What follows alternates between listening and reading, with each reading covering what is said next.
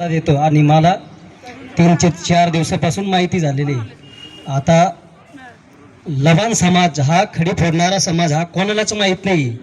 याच्या अगोदर लोकांना माहीत होता की वडर समाज हा खडी फोडतो, बेलदार समाज हा दगड घडवायचं काम करत होता.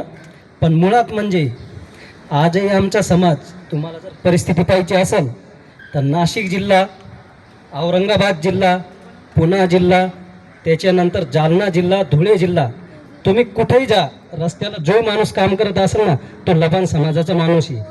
आणि राहिली गोष्ट, जशी तुम्ही डुकराची बळी देतात, हा समाज सुद्धा डुकराची बळी देतो आणि त्याची पूजा करतो. हे कोणालाच माहीत नाही. पण सहजासहजी हा संयोग घडला की मी अचानक यूट्यूबमध्ये माने साहेबांचं ते यूट्यूबवर पाहत होतो. तर त्याच्यात त्यांनी भटके विमुक्तांसाठी लढा दिलेला आहे, तो मी बघितला. त्याच्यात मग माझ्या अशा पल्लवित झाल्या का आता लोक म्हणतात हा तर लबान बंजारा समाज आहे. लबान बंजारा म्हणतो तुम्ही आमचा नाही, तुम्ही घुसखोर लोक आहे.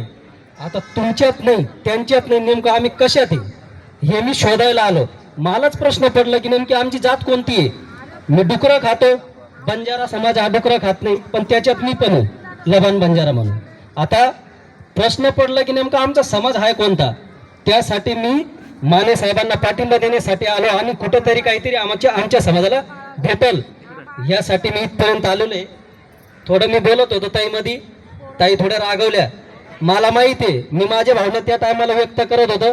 मला ते समजलं की नाही, ताई बोलत असताना त्यांना डिस्टर्ब होऊ राहिलं, ठीक आहे हो द्या, थोडं शांत राहिलो. पण आमच्या समाजाची परिस्थिती जर बघायला गेलो तर खरंच तुम्ही ना, मी माने साहेबांना विनंती करतो की त्यांनी ना आमच्या समाजावर अभ्यास करावा आणि मग सांगावा की हा समाज नेमका कोणता आहे म्हणून. एवढं बोलतो आणि छावा लबान क्रांतीवीर सेनेकडून मी या आंदोलना उपोषणाला जाहीर पाठिंबा देतो आणि सतत तुमच्या कार्यक्रमाला म्हणा, तुमच्या आंदोलना म्हणा येत राहू, तुमच्या बरोबर लढत राहू. आम्हालाही कुठं काहीतरी भेटल या आशेने.